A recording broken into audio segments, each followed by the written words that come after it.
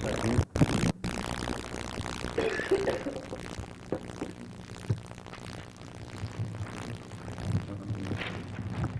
Jimmy, I'll do the question. Sure. It's 7:04. I'd like to call the meeting to order.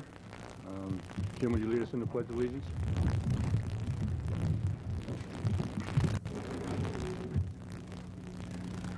I pledge allegiance to the flag of the United States of America and to the republic for which it stands, one nation, under God, indivisible, with liberty and justice for all.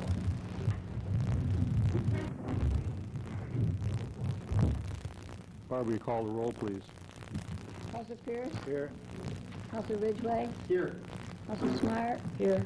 Councilor Warner? Here. Supervisor Rose? Here. Before we start, I need a copy of the resolutions. I don't have one up here.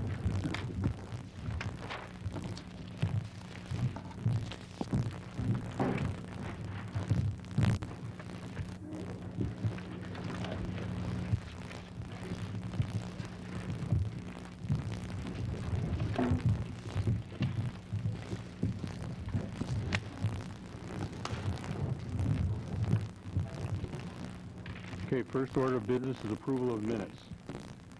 Resolution 94-219 moves that the minutes of the November 10th public hearing and regular town board meeting and the November 18th, 1994 special town board meeting having been distributed be approved without reading. I'll move it. I'll second it. Any corrections or additions?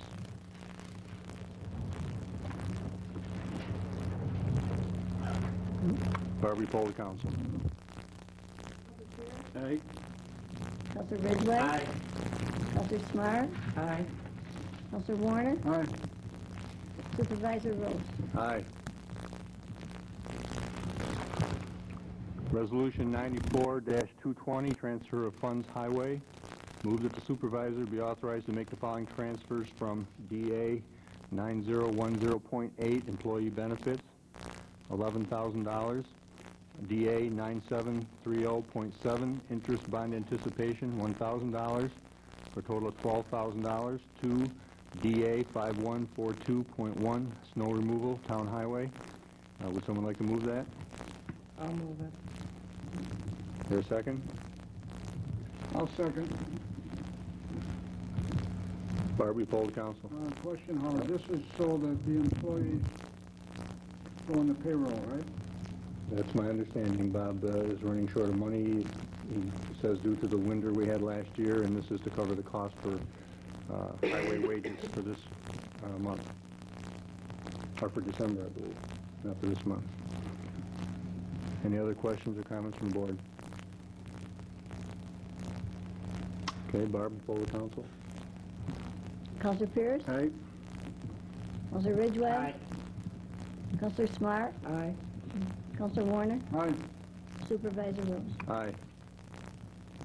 Resolution 94-221, transfer of funds. Whereas the general fund balance shows the revenues to date and last year's fund balance is greater than the 1994 appropriations, therefore be it resolved that the supervisor be allowed to transfer $3,652.62 from account A909 general fund balance to account A1420.4 attorney's contractual. Would someone like to move that? I'll move it. Is there a second? I'll second it. Any discussion or comments from the board? Hey, Barbie, poll the council. Councilor Pierce? Aye. Councilor Ridgway? Aye. Councilor Smart? Aye. Councilor Warner? Aye. Supervisor Rose? Aye. Resolution 94-222, transfer of funds. Move that the supervisor be authorized to make the following transfers from account A1110.4, judges contractual, $247.50. A1220.4, supervisors contractual, $154.75.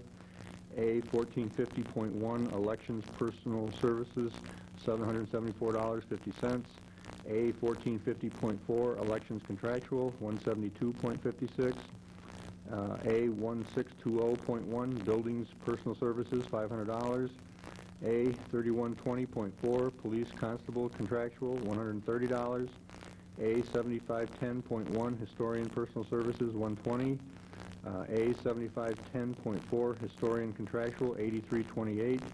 A 9060.8, employees benefits, hospital and medical, $1619.4 cents. A 3510.2, control of dogs, $1,000 for a total of $4,800, $1.63. Transfer 2, A 1110.1, judges secretaries, $247.50. A 1330.4, tax collectors contractual, $125.64. A 1355.4, assessors contractual, $74.53. A 1410.4, town clerks contractual, $70.42. A 1420.4, attorneys contractual, $3,524.88. A 3310.4, traffic control contractual, $696.93. A 8010.4, building inspectors contractual, $61.73 for a total of $4,801.63. Would someone like to move that? I'll move it. Do I hear a second? I'll second it. Discussion or comments from the board? I have one question, Howard. Mhm. You're transferring from A909 to the attorney contractual 365262, but we're only putting in the attorney's contractual 352488. Is there? I thought. No, these don't match up that way, Jim. It's the total that we're only referring to. Is that what you're doing? Yeah, well, what I'm trying to figure out is why we're transferring 3,600 to from the attorney to 3,652 from that account to the attorney contractual, yet we're only putting in attorney's contractual 352488. We're putting in $100 less or something. You see what I'm saying? No. I'm saying that we're transferring more money into the attorney's contractual than we're expending. Did we overspend the? Where do you see that? I'm not following. All right, if we're transferring $3,652.62. Where do you see 3,600 on that? Therefore, be resolved, supervisor be allowed to transfer $3,652.62 from account A909 to account A1420.4. That says we're transferring $3,652.62. But when we get down here. Oh, right. They're two different accounts, Jim. We need more than $35.24 to pay the attorney's fee. So we took some from there and put it in the account up there, and then down here we're transferring funds from other accounts to it. So the total is more than $35.24. The total is like $7,000 something that we have to put into the attorney's account to pay the bill. See, and we drew part of it from the general fund balance, and the other we took from other accounts and transferred it. My question is, why did we take, no, my question still is being answered. Because we say at the top that we're transferring that amount, $3,652.62, Right. to an account. Right. Then in that account at the bottom, that dollar amount should show that it goes into that account. No, because the one in the next resolution is coming from a different source. Well, no, wait, no, I understand. In both instances, the money is going to attorney, none of it's leaving. So Howard, what you're saying, you're transferring $7,177.50 to attorney's contract. Exactly. Total. Right. And one's coming from the general fund balance, the other is coming from a accumulation of these other accounts being transferred in. Then where, okay, you're doubling that figure, then the transfer to is from those numbers at the top. They're two separate resolutions, Jim, 221 and 222. Correct, right. Now I see what you're. But we're doing it in two separate resolutions and drawing them from two different sources. Okay? All right. Everybody clear on that? Now I see what you. Okay, any other questions or comments on this resolution?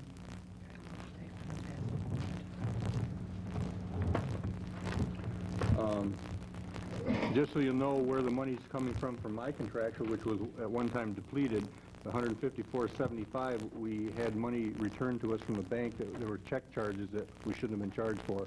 So that money went back into my contractual, which reflects that there.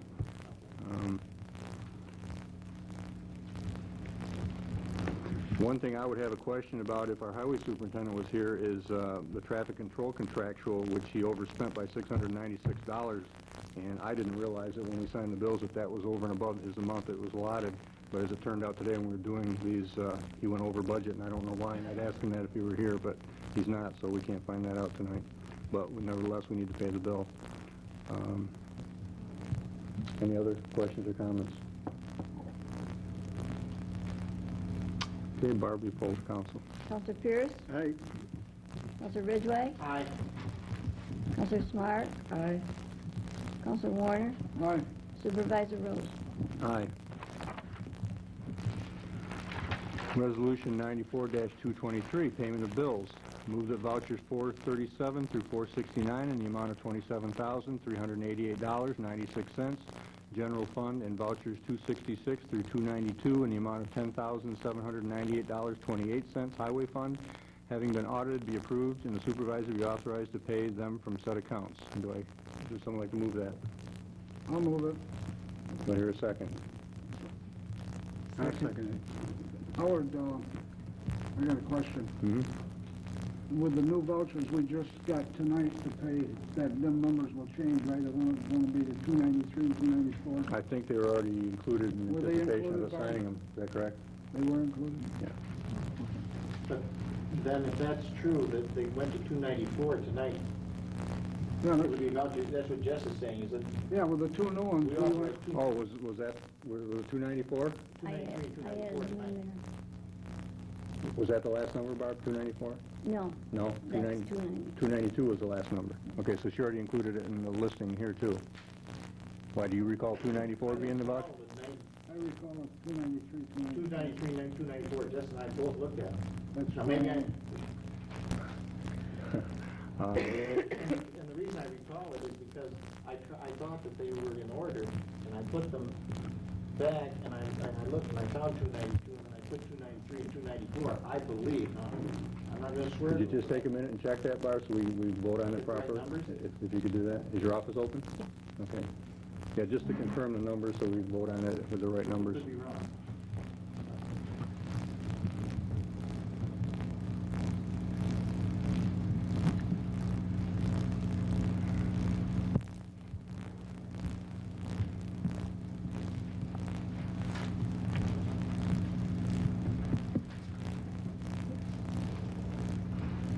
Kevin, the information that I told you that I have for your board and Maureen's, I have that. See what did you got.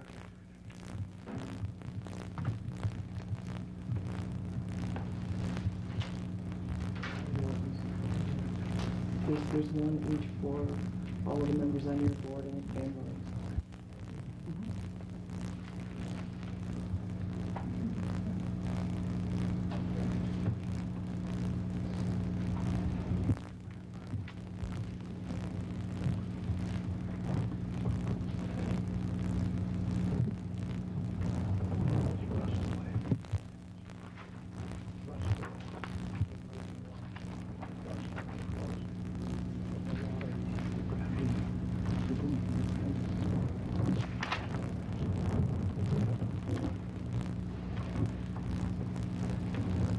I bet they were locked away in the safe and she has to open it up and Is that what you everything. had to do? I'll bet you. I'll bet you. I bet she Are you already put gonna them in sing the or safe. something, little lady? I bet they were locked in the safe and she got in the safe and everything. I got them on your desk. Yeah, I gave them to her. Yeah, I gave them to her before I came into the meeting, and I bet she put them in the safe. I thought they were easy to get at. I did too, I thought they were easy to get at. What'd you find out, Barb? 293, 294. 293.94, okay. So it's got to go to 294. Let's change that to Yep. 294 And then. our dollar total will be different, Barb. Do you have the amount Well, of those two? Did you get the dollar total figured in? That I added in. You did add that in, but you didn't change the number on the It was box? 8,800, something like Okay. that before. And I did add that in. Okay, so we're just changing that one number. Yeah, you changed it. Actually, the other one's 470 also, right? What? There's one from general too, so we changed that to 470. Oh, the one you did tonight? We did one for general too, right? Yeah, but So change that to 470? Did we include that in the total figure, the Well, the dollar one- figure? No, No?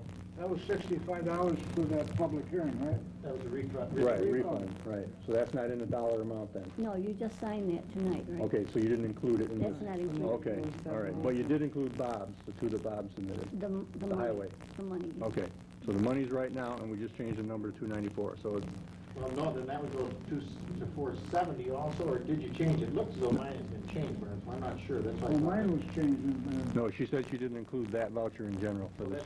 that's It stays 469, correct, Barb? She'd have to add it. What are you saying? You never put the refund to Mrs. Gardner in with the general fund voucher, No, I correct? had this typed up before. you- 469 is what it is then. Okay, so Okay, that, it there's- should be 470, and the amount should be 27,453.96. Yeah, why don't we include that then so we can get her paid? Okay, Okay, okay. 470, 27,400 and what was it, Claudia? 53.96. Okay. Everybody got that figure? That way we can cut her a check so she doesn't have to wait another month for it. Okay. Call the council, Barb. Counselor Pierce? Aye. Counselor Ridgway? Aye. Counselor Smart? Aye. Counselor Warner? Aye. Supervisor Rhodes? Aye. Okay. Next order of business is communications. I received a letter from the Oswego County Enhanced 911 today. Dear Mr. Rose, due to the construction on Route 481, Shalone Drive is now two separate roads. To avoid confusion in an event of an emergency, we feel that one portion of Shalone Drive should be renamed. One possible solution would be to name the portion off County Route 57 as East Shalone Drive. We would appreciate any solution your board can come up with to resolve this issue. Thank you for your time and consideration in this matter. If there are any questions, please feel free to call me, Timothy Marshall. We have a resolution tonight to address that concern and situation. I believe back at our October meeting, I read a letter from the Department of Health that was in response to our request for a cancer study in the area. I'm going to read it again and then update you on the situation. This letter is in response to your recent letter to Dr. Chasson requesting a health study of the Fulton-Volney area. Dr. Chasson referred to your letter to the Division of Occupational Health and Environmental Epidemiology for a reply. We would be glad to conduct a health study of this area. The Department of Health has also received other requests for a cancer study in the Fulton-Volney area and in other areas in the county. We would like to coordinate our response to these different requests. I will have someone on my staff contact you to discuss our concerns and initiate our follow-up. Meanwhile, if you have any questions, I can be reached at 598-456433, Dr. James Melius. I called him today because I hadn't heard from him since this letter came on September 28th, and he tells me they're still working on coordinating the effort, so he'll get back to me as soon as he can, but I just wanted to update everybody on that again. I don't have the communications on it, but there was an accident that most of you may be aware of that happened on Kingdom Road, where a car went off the road and slammed into a mobile home that was at the end of that road. And the people called me to find out the status of their request for a speed zone change that we got a petition for several months ago. And that petition is still with the state. We did send everything on and did our part, but we haven't heard back from the state yet. So I assume they're still working on it, but it takes a little time sometimes with them. So just update everybody on that. I also received correspondence this month from New York State Unemployment Insurance Appeal Board, and this is concerning the case with Angel Ridgway and what's her name? Florence McDougal. She goes by two different names. I'm always getting confused. But in any case, concerning their unemployment that they were receiving from losing their position when this administration took office this year. And if you don't recall, earlier this year, I opposed them getting unemployment insurance because I felt that these were politically appointed positions and didn't warrant getting unemployment insurance. But I did know at the time that the law does allow for that because it only spells out that elected officials or people in decision-making capacities cannot get unemployment insurance.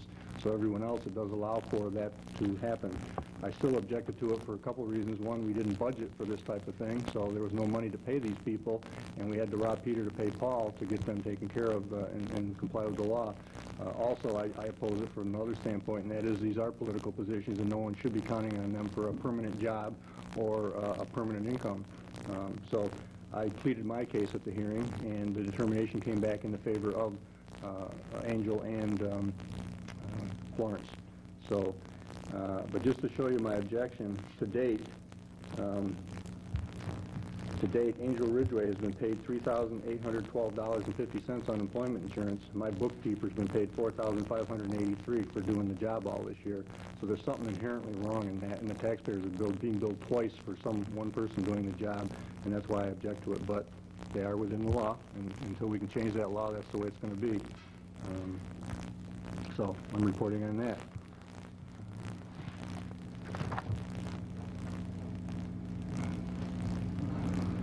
Okay, that's all I have in communications. Committee reports. Recreation is the first one. I'm going to read the report. Sue couldn't be here tonight.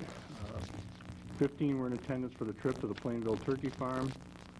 Thank you to all the parents who attended with their children. 13 attended the bowling at Lakeview Lanes.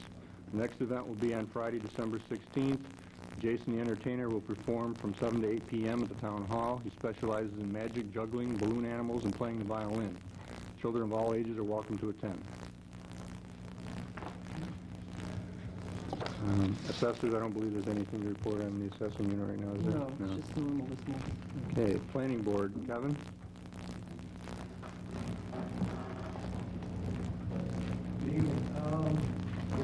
Just wanted to let the board know next Thursday is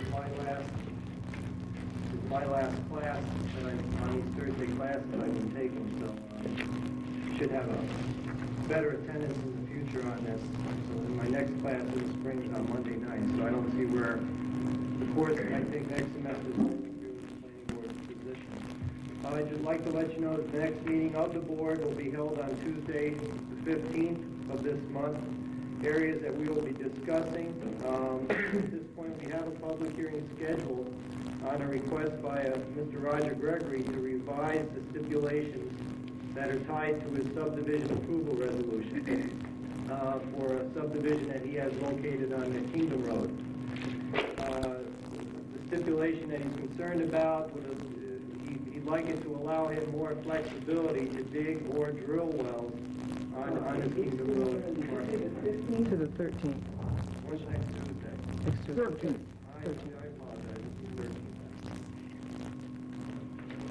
I just don't want people to show up the wrong day for your public hearing. Okay, yeah, I know it's next Tuesday. This would allow more flexibility to dig or drill wells on his Kingdom Road subdivision. We also had a gentleman call us, Mr. Roger Dallin, who has 80 acres on the Hall Road that he's considering subdividing. And he'll be coming before us to discuss his plans or some ideas regarding how he plans to cut up his property. We don't know for sure, but we're presently reviewing material submitted us by Fulton Savings Bank to locate a bank on what's referred to as an out parcel on the River Glen Shopping Center. As you pull into the plaza, it would be to your right. It's kind of sandwiched between the entranceway and the parking lot. That's the site that they're looking at. They came before us last month. I haven't heard from them since, so I don't know if they're going to be there Tuesday night or not. There was some question that was asked of me regarding a package presented by the Oswego County Planning Board. It's referred to as 239 material. And what it does is it has proposals regarding what will be submitted to the Oswego County Planning Board for review. I did check that out, and there really is no major changes regarding what is submitted to the county or what cannot be submitted to the county in that package. What it does have is it has some procedural changes that they hope will allow them to respond quicker on minor matters, that it won't hold up a process very long. So it's a step in their process of trying to review this whole matter of what gets referred to them and what doesn't. but depending on what the board does decide to do regarding that, there are no significant changes in there regarding what we would be, what has to be forwarded or what doesn't have to be forwarded. There was also some discussion regarding the property that the town board is considering located near the Great Bear Road, and I know that one of the board members did go to a grant hearing regarding the possibility of obtaining a state grant to help with the development of that property, if that is something that they're considering. It was mentioned that tied into that, we would have to update our master plan. And I did look into that a little bit, and there are several sections in our zoning law, and one is, I think one is called, one is more statistical in nature, and one regards present conditions. And then there's a section regarding that states developmental goals. And that would be the section that could be looked upon as the master plan. I did check that out, so that would certainly shrink the amount that we would have to look at. It might be wise, if the board desires, is to have that section copied maybe, and have copies of it put at least in the planning board members' box. Because I don't know how many people have that section of our zoning laws. And if it's the will of the board, we'll start looking into that right away and see what we can do.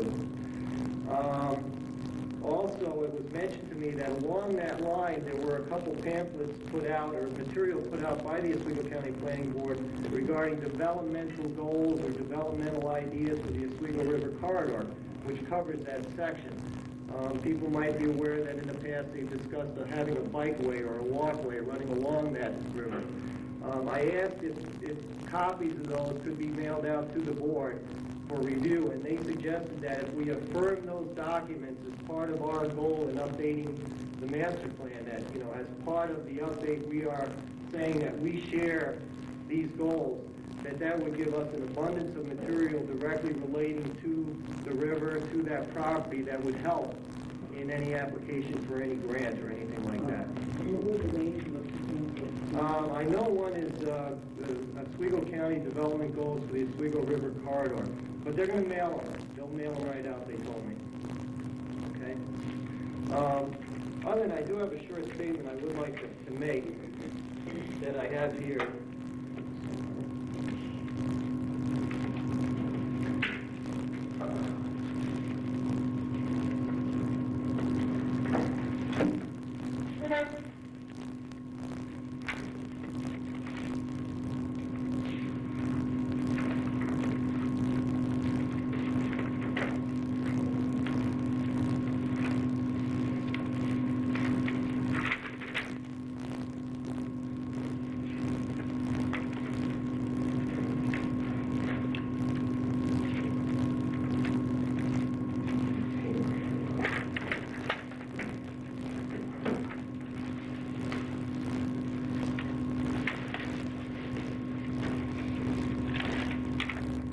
Well, to briefly quote it, I was reviewing a recent book we have, which relates back to how the boards are supposed to work together. And what it discussed was what is the most frequently asked question of people who are supposed to be very knowledgeable in planning and zoning, those people we contact in Albany when we have questions. And they stated in their response that the most frequently asked question they have is, how is the town board and the planning board and the zoning board supposed to be able to work together? Or are they supposed to be able to work together? And it was stated in that material that they are supposed to work together very, very closely at all times. That together they form like a team. They refer to it as cement or masonry. And that the town board, their goal is to develop the plans for zoning regulations by changing amendments, by updating zoning. That the purpose of the Zoning Board of Appeals is when these updates or regulations are changed and they might present a hardship for any particular applicant, that the Zoning Board of Appeals can come into play and assist in that matter. And then the planning board is kind of an advisory body to help in all these cases, to help advise how these things should work. And I read through that material and I found it very interesting. And one of the things I did want to bring out along that line is that I think that everybody should be aware that the position of planning boards and planning board members, the code enforcement officer, and the zoning board members are appointed positions. And there's a specific reason for that. The reason for that is that they wanted to remove any stigma of politics or seeking re-election or anything like that from those positions, so that when any action is taken, that this action can be based on the merits of the case. You know, what is it that the people are bringing before us, reviewing all the materials and making decisions based on the material that's presented to us, and try not to have outside influences and outside areas affect our decisions. Now, I found out personally, and I think everybody shares that opinion, that over the years when you do this type of work, unfortunately, whatever decision you do make is going to upset somebody at some time. We've had a lot of controversial decisions. We've dealt with a lot of very important matters, and there are unfortunately situations where there's not going to be, I don't know if you want to refer to it as a winner or a loser, but there's going to be those that are happy and those that are unhappy. And we can't make, obviously, all the people happy all the time. So I think that the key is that we be consistent, that the people who come before us, what they're looking for is information. They want to know where to go. They want to have a clear idea of what procedures they should follow, and then let the chips fall where they may. We've tried, I think I've tried to work towards, I think we've made a lot of progress towards the idea of trying to clarify that procedure, clarifying how these people should be dealt with. And then I think the important part beyond that is trying to deal with everybody in a consistent manner. You know, some people will say, Kevin, you're too nice to people. Well, I feel, okay, if I'm nice to everybody, then I'm doing my job right. If I'm nice to some people and not nice to other people, then there's that stigma, why aren't you treating them all the same? And I think that that's important. The code enforcement officer position, the key to that position is that there be a consistency in how that person deals with everybody. And whether it's tough on everybody, hard on everybody, as long as it's consistent, I think that's the key. Well, the question is, how are we doing our job if we are doing our job well? My opinion is that if we can show that the decisions that we make are based on the material presented before us, and that we present that material to you as a board based on our best knowledge of what we've reviewed, based on our best estimate of what would be good for the town as a whole, as opposed to maybe one certain faction or one certain group, then we're doing our job right. If we start basing our decisions based on some theory or belief that this is a need that needs to be satisfied, or this is a political type of agenda that needs to be taken care of, I think in those cases we're not doing our job right, and we're not doing a service to you people the way we should.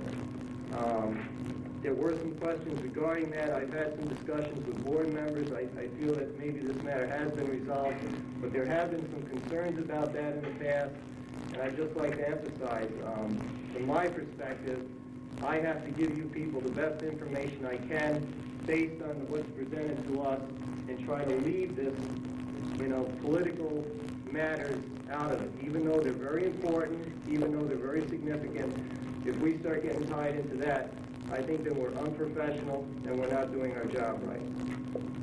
That's all I have to say. Thank you very much for your time.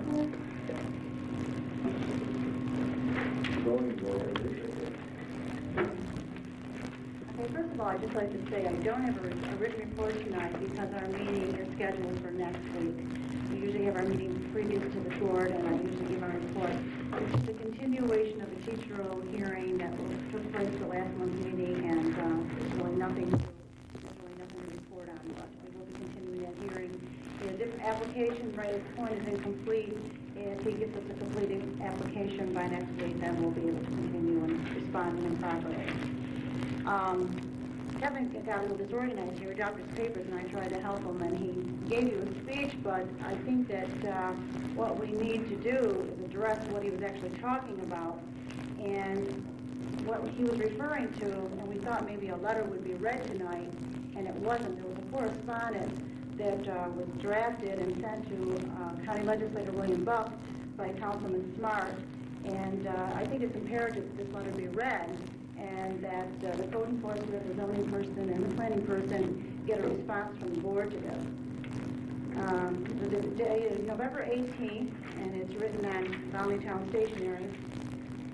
Dear Mr. Buck, as per our phone conversation of this date, I am requesting that you look into the matter for me. Our town recently has been considering a zone change for properties in the area bounded by Route 41 and Route 57. Upon closer examination of this property by one of the 3 board members considering its approval, Councilor Warner noticed that if this change were to take place, that it would make the largest property in this proposal, Raynard Pontiac, a non-conforming use. I am concerned about the lack of professionalism exhibited by our code enforcement officer, chairman of the ZBA, myself, and chairman of the planning board in recommending the zone change without reviewing it in detail. What our board is requesting when we ask another board for advice is a hard look at the situation, not just a cheerleader for change. Also, these were the same 3 people that had so many opinions about the level of professionalism being exhibited by Selma Tormino on the planning board. Also, one of their main complaints with Selma centered around the Gardner-Pringle manner that was being bounced back and forth between the planning and the zoning. As with the zone change, a lack of professionalism was displayed, since it went before both boards and the code enforcement officer for several months before it was noticed that the whole problem was that an R2 zone was incorrectly being labeled R1. It sounds like the pot calling the kettle black to me. Now, for this reason, I am involving you in this. Both of these situations were also referred to the county planning board. How much of a review and what value is the county referral in such glaring problems, if such glaring problems are missed? I look forward to your response to my questions. Sincerely, Claudia Smart, and everyone on the board was heard and copied, as well as the code enforcement and zoning officer and planning board member. Planning board chairman, excuse me. First of all, I would just like to address a couple points in this letter. I find it interesting that Claudia would write a letter to Mr. Buck regarding a zoning situation when I don't remember Claudia ever attending any of my meetings regarding Mrs. Pringle and Mrs. Gardner and the request. What happened at the planning board I can't address because I wasn't there. What happened with the code enforcement officer, I wasn't there. I can only address to where I was and what happened with my board. There was some concern about her zone. However, when I sent the information to the county, and I would just like to point out, that was the reason we couldn't vote on the hearing that night. We had to refer it to the county, and this is when Selma became upset, and that created some problems at the meeting at that time. But it was a good thing that we did send it to the county because they sent me a letter back and they stated that this was an R2 zone. At that time, I said to Mrs. Pringle, are you, no, Mrs. Gardner, I'm sorry, I addressed it to her, and I said, the letter states that you're R2. And she says, no, I'm R1. And I go, are you sure? And she said, yes, I'm sure. So by condemning the 3 of us by missing this point, you're actually condemning all the members of the zoning board, all the members of the planning board, and Mr. Pierce, who was also present, because we were all there, we all looked at the map, and it's still very confusing to look at that map. And it was Cindy who actually did the calculations to find out that it was a very small parcel that was actually R2 and not R1. So it wasn't a lack of professionalism, it was a misunderstanding, it was an error. And that doesn't constitute unprofessionalism. I don't think any of us ever acted unprofessional. We try to communicate, we try to act professional at all times. And I have a problem with this comment to Mr. Buck. Cheerleader for change. You know, what does that mean? We come in and we give an opinion, and if you disagree with our opinion, well, that's what democracy is all about. People come in, they give opinions, people are going to disagree. Heaven knows, Jim Ridgway and I disagreed for years, and Howard and I disagree every day. But we still respect each other's position, and we go on, you move on. You don't go after people or work behind the scenes to try to manipulate the situation to benefit yourself. And this is basically what I see has been going on here. I just would like to know when you talk about Mr. Warner, I guess my concern is, you know, what is the opinion of the board members? Do you feel that the 3 of us are conducting ourselves unprofessional and that we are infallible, that we can't make an error? I mean, we're not professional zoning planning people. I want to know, was this a letter on behalf of the town board to us reprimanding our behavior? And if so, why weren't we called into a meeting and given us the professional courtesy that we gave Selma Truax when we called her in? I'm sorry, Selma Truax. Oh, excuse me, I know it's Selma Truax. I always say that. Excuse me, thank you. No, that letter is not from the town board, unless that letter says on it, Volney Town Board, that it's from, or on behalf of the Volney Town Board signed by me. It is not from the Volney Town Board, it's from whoever signed the letter.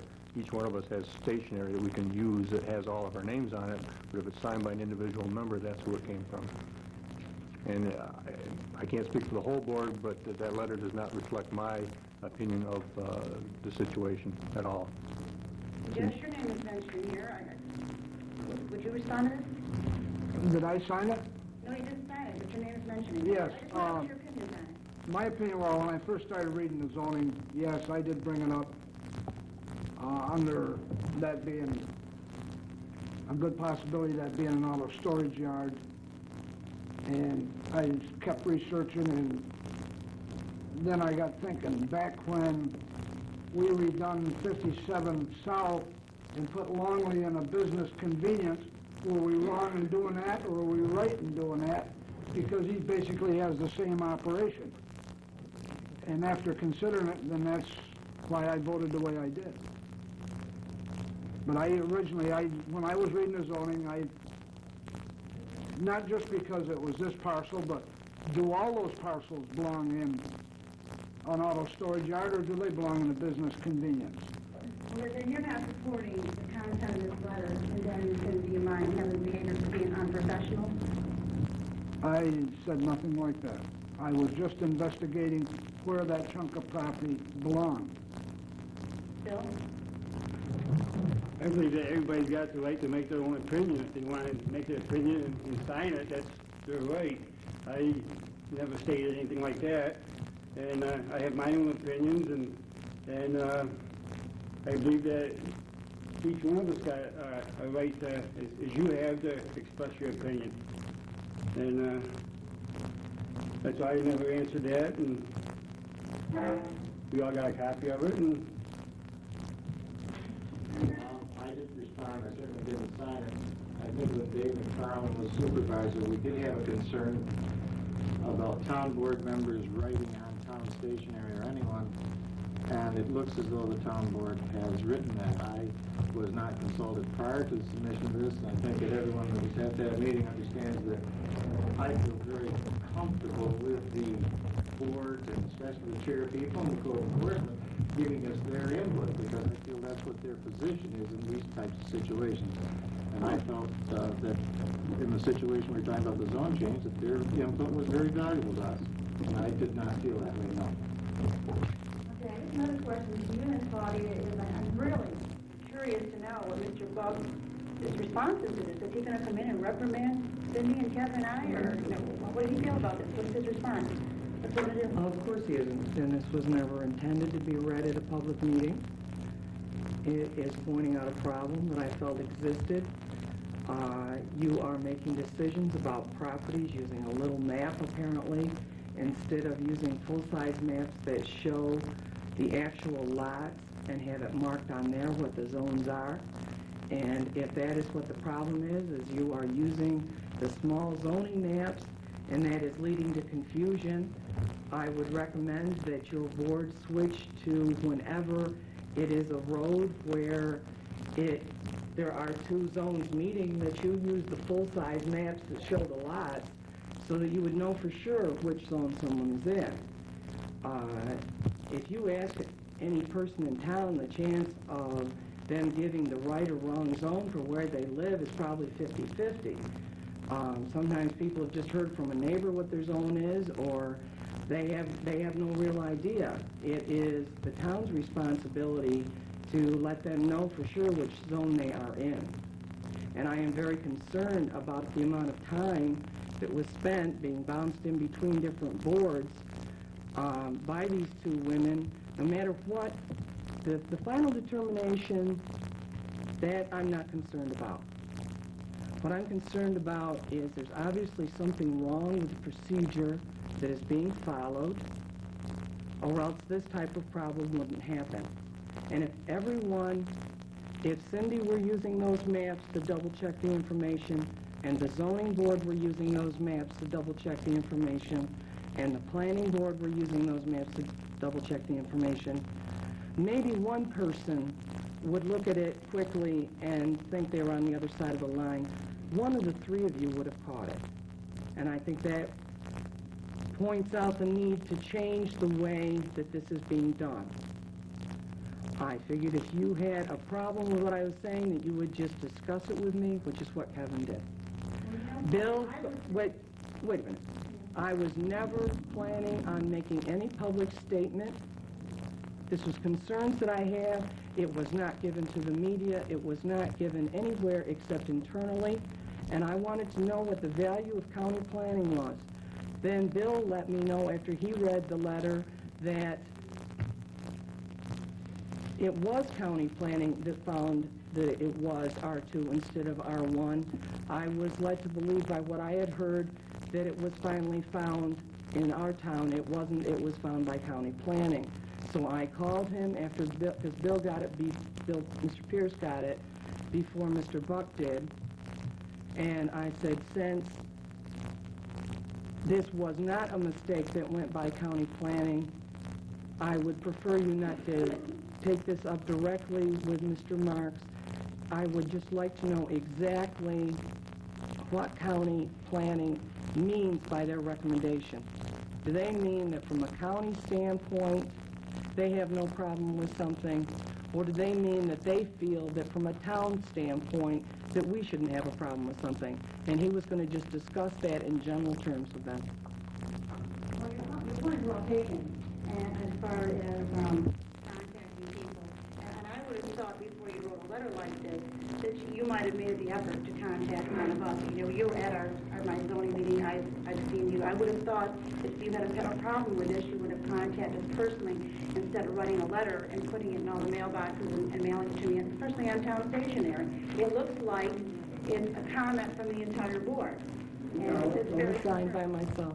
And my other concern is that if you have a problem with the zoning, that's what we do. We discuss it. Cindy and Kevin and I try to work together. And regarding the issue on the Mike Camden zone change, I mean, this letter just seems to all come out after the zone change, especially when you're sitting here calling us cheerleaders for change. I don't think we're cheerleaders for change. No, that came from, I was the only board member that went to the trial about Velma. And the thing that struck me the most was what Hurlbut said about why Velma was wrong to be speaking to the zoning board about the planning board's position.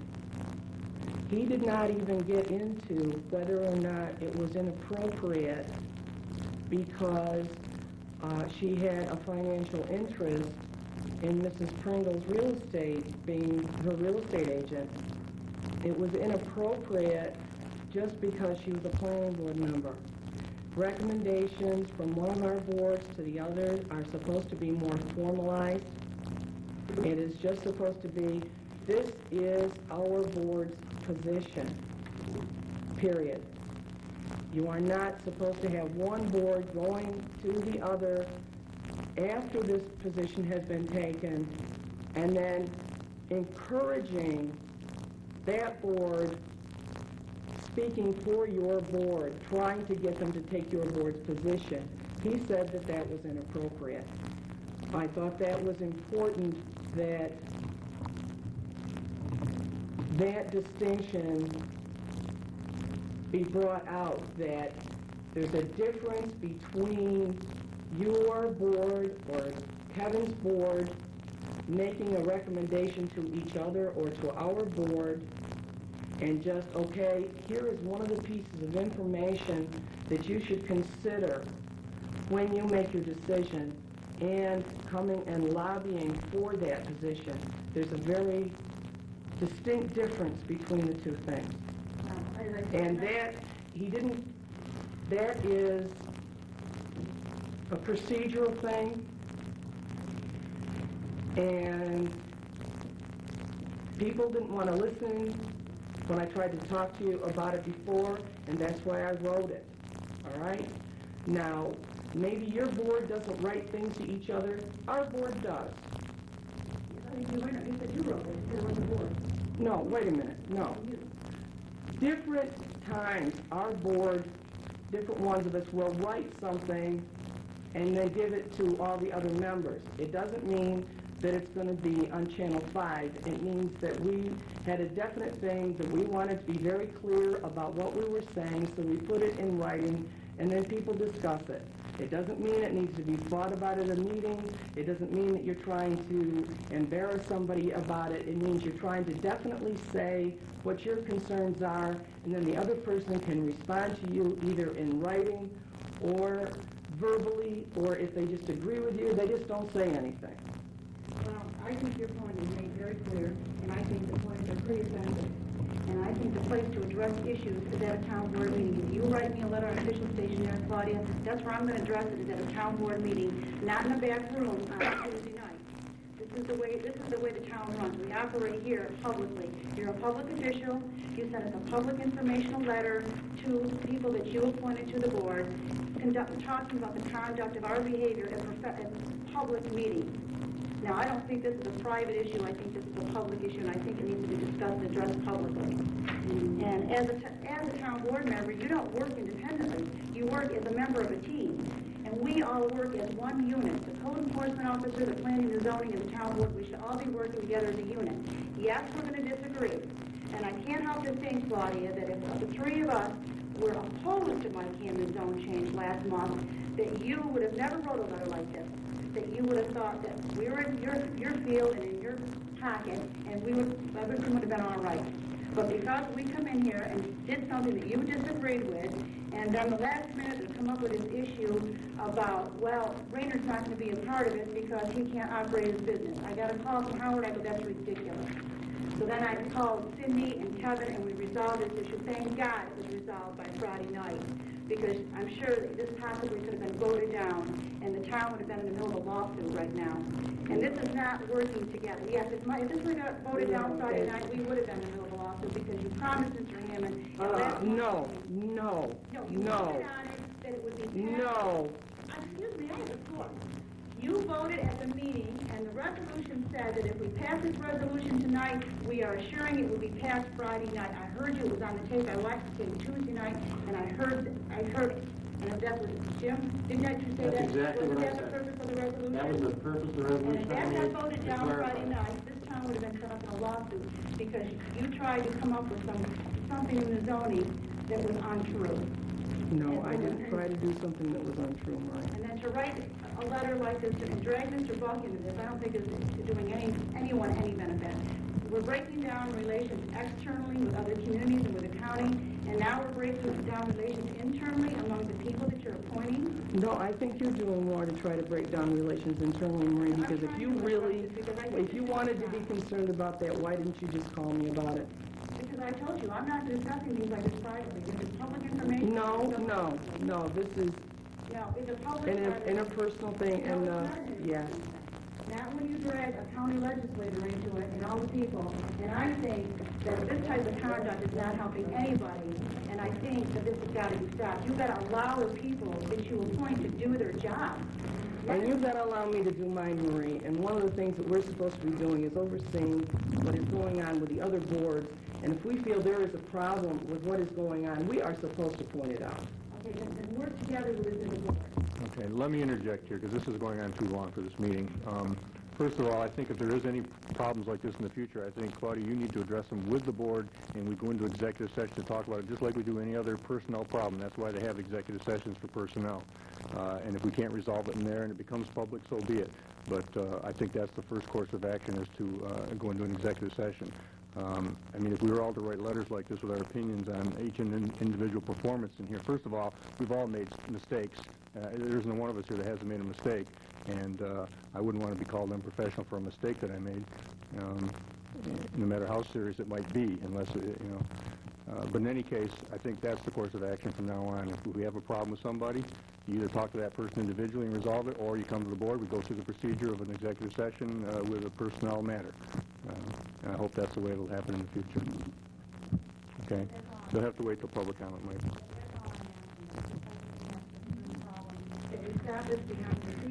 This is not behind the scenes, Marie. This was bluntly told to you. No, it's not now, so let's move on. I'd like to just say one thing. I had always had a problem with the council persons writing unless they are writing for the entire board. I've always felt we shouldn't put materials on town stationery unless it was board policy, unless we were acting for the board. I've always felt that way. If I write something with my own opinion, I put it on my own stationery, my own letterhead. And this is an individual. I don't know, I'm sure we can't probably stop everyone from doing that, but if I want to write a letter, I'm going to write it on my own stationery, and I really think we ought to do that. Well, then maybe... If a person gets a letter, and if it's on town stationery, they honestly believe it's the position of the town or the town board. And I would have felt that way. Well, then maybe what we should do is remove the names from the top and just have your individual name on each sheet so that you can, because I don't want to ban anyone on this board from writing a letter on town stationery. It's one way to do that. Yeah, I think the heading is what's deceiving, not the signature. That's true. Okay.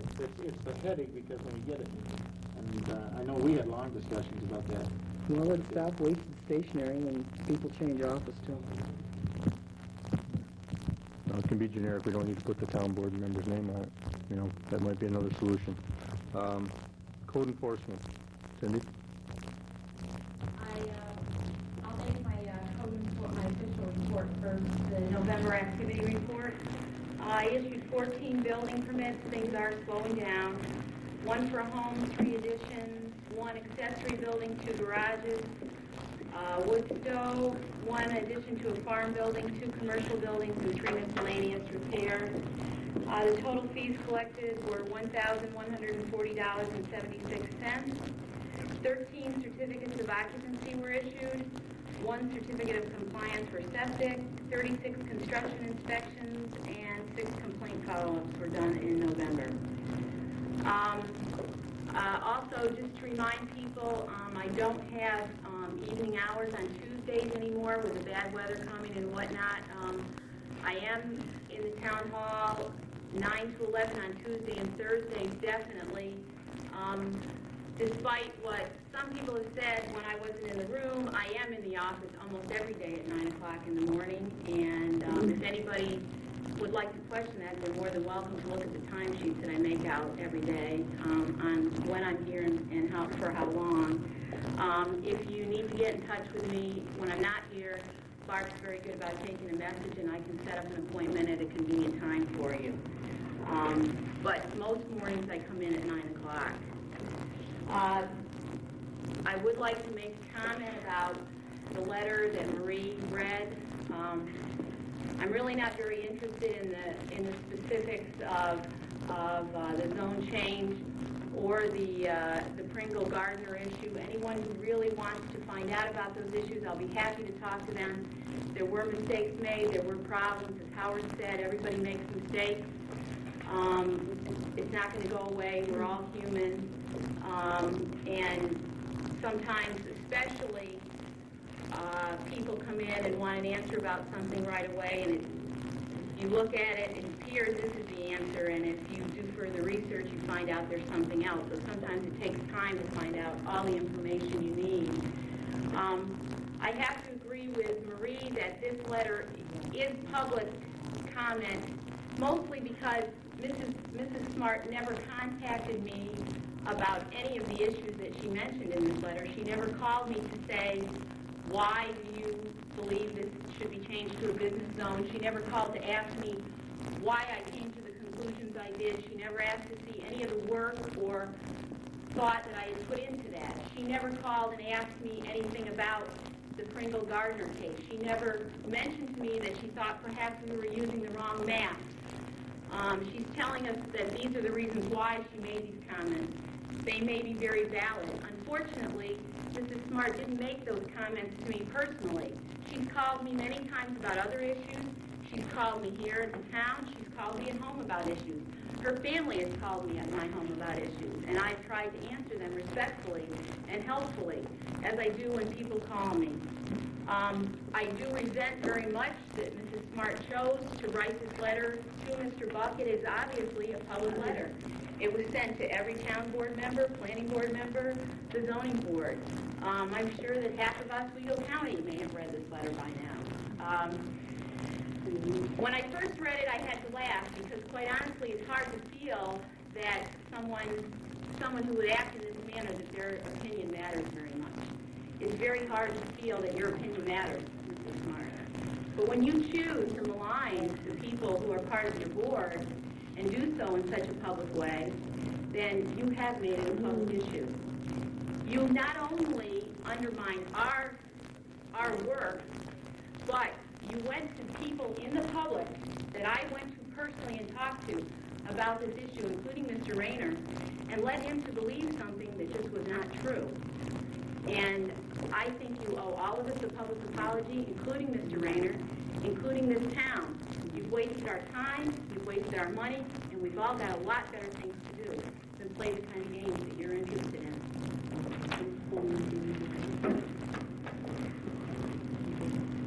Well, I'm sorry, Cindy, but I don't agree with you.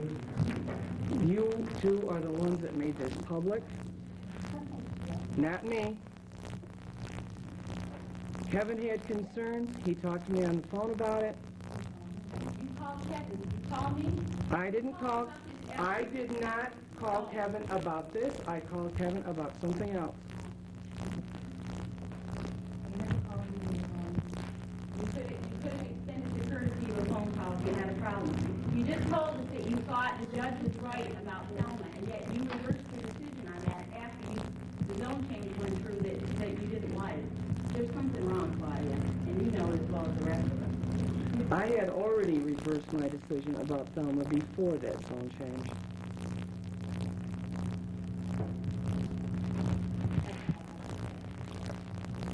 Okay, dog control, Gary.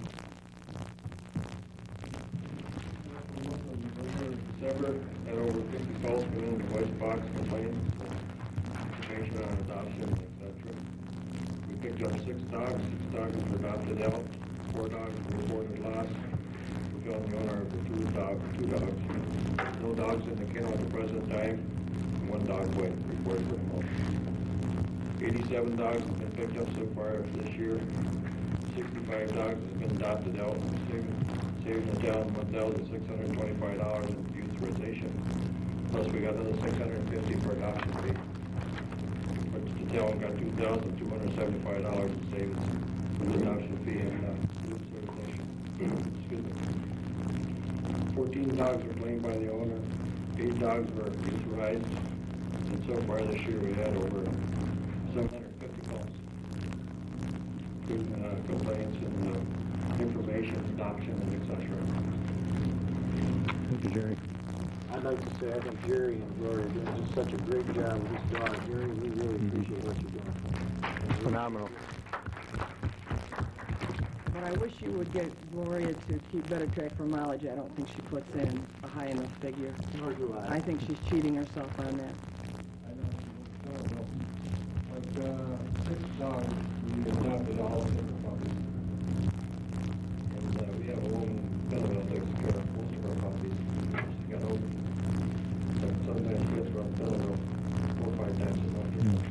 And she never puts it down. And she adopted 6 dogs this month, is that? Or, yeah, all 6 puppies. Mm-hmm. And for that, we paid her $11 or something, I believe. Yeah, she really is eliminating a lot of mileage we would count.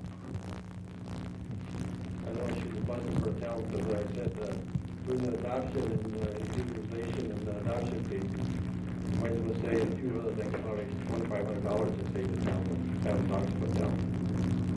So it does help that she does great for herself. She does. I think you both do. Yep. Highway, Barb, did you have a report for Bob? 16 days machinery repair, 6 days mowing roadsides, 5 days road maintenance, 2 days driveways, 4 days repairing signs, 4 days plowing and sanding, 3 days cleaning up trees. The wages for November 1994, $18,751.58. Repair bills, $10,798.28, which compares with the figure that is in Resolution 223. Okay. And the total expenditures is $29,549.86, and that's by Rod Kirkland. Thank you. Historian Fern, we've got you on the list now. I agree. I have a new spot on it. I hope some of you were able to view on the 30th our first Memories of Oswego County with John Byard and Ken Sweet and Bruce Phelps and myself. And of course, we couldn't have done it without Terry. If it was enjoyed, I'm going to reiterate what John and I put on Channel 36, that he would appreciate any comments, good, bad, or indifferent. Also, we would appreciate people that would like to see this continue and would like to participate either in memorabilia that they happen to have or financial to help continue this. We have several ideas ourselves on how we will continue it, and we'd like to hear from people. Will it be aired again, do you know? Do you know what day for sure? It's supposed to be on again. Okay. Not sure when, though, huh? Okay, thank you. Okay. We removed other from the list because we never have any other. And if we do, I'll just say other. Old business. I want to bring up the Thelma case against me brought up tonight, and I'm only bringing it up again for one reason, and that is it was reported in the paper that Judge Holbert recently decided in favor of Thelma Tormino in her case against the Volney Town Board. That is not true. What the judge decided was that proper procedure wasn't filed and that the board had to, within 30 days, follow proper procedure before we could go any further with it. That doesn't constitute that the board did something wrong in the Thelma Tormino case as far as her actions go, only our own actions with not having the proper administrative hearing, which is what the judge decided. As I said before at our last meeting, our council and the Association of Towns both disagree with what the judge came up with for a decision, but nevertheless we have to abide by the judge's decision. So Thelma didn't win the case. The board decided not to carry it any further, and that's where it stands.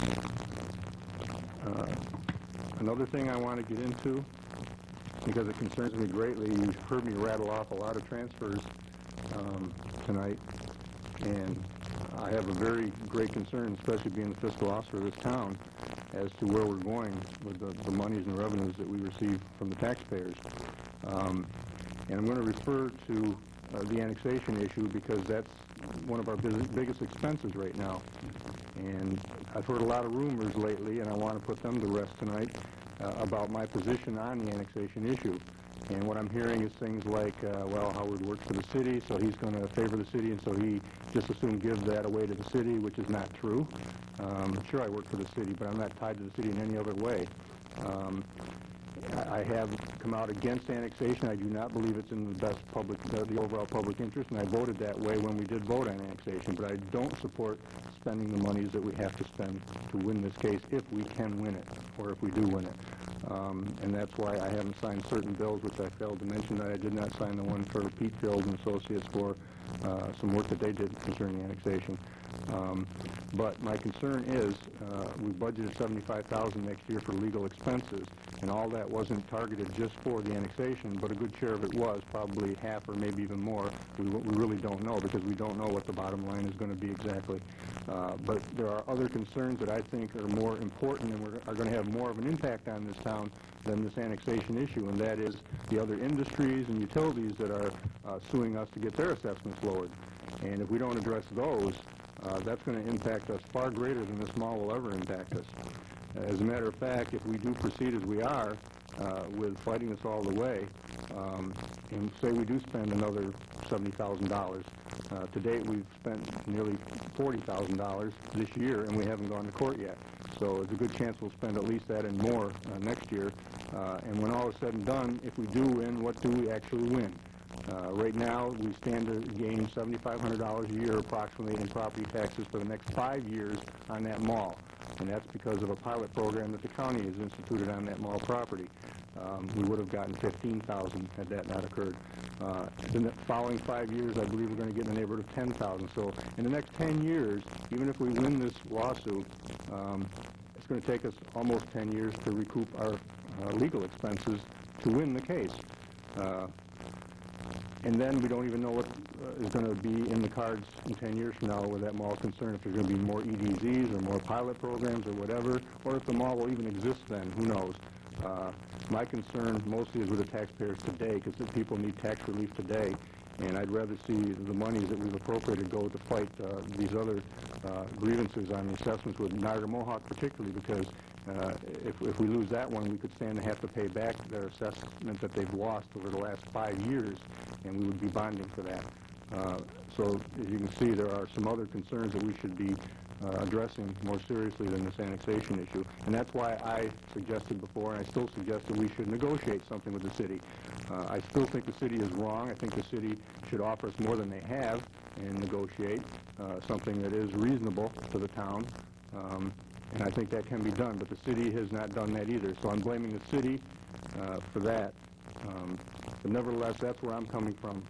My interest is in the taxpayers today and the future, but we are gambling taxpayers' money right now is what we're doing.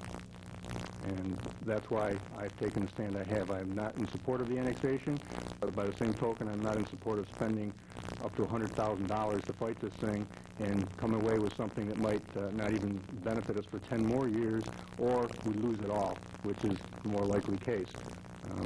So I just wanted to clear the air of that. And I think Mayor Bullard was very wrong in budgeting the money in anticipation of winning this lawsuit, because there's nothing that says he's going to win either. Nobody knows where it's going to go right now.